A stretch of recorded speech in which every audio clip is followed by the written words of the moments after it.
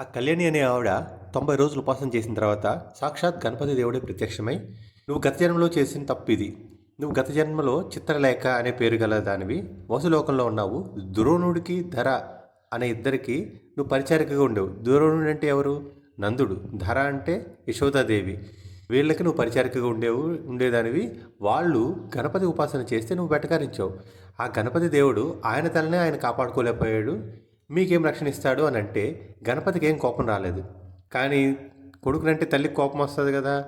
అప్పుడు పార్వతీదేవి కోపంతో, నా కొడుకు మహానుభావుడు, ఆయన లీలగా అది చేశాడు, దానికి వృత్తాంతం నీకు తెలియదా అని చెప్పి కోప్పడి, నువ్వు భూలోకంలో కొంతకాలం భర్త చేత అత్త చేత చివాట్లు తిని కొంతకాలం అయిన తర్వాత గణపతినే ఉపాసన చేసి ఆ తర్వాత మళ్ళీ ఇక్కడికి రా అంటే ఆవిడ చిత్రలేఖ అనే ఆవిడ మళ్ళీ పార్వతీదేవి కాళ్ళు పట్టుకొని, అమ్మ నేను గణపతి ఉపాసకులకే కూతురుగా పుట్టేలా చూడండి అని అంటే, అప్పుడు నువ్వు గణపతి ఉపాసకులకు పుట్టి గణపతి ఉపాసన నేర్చుకొని ఈ కష్టకాలంలో గణపతిని చేశావు.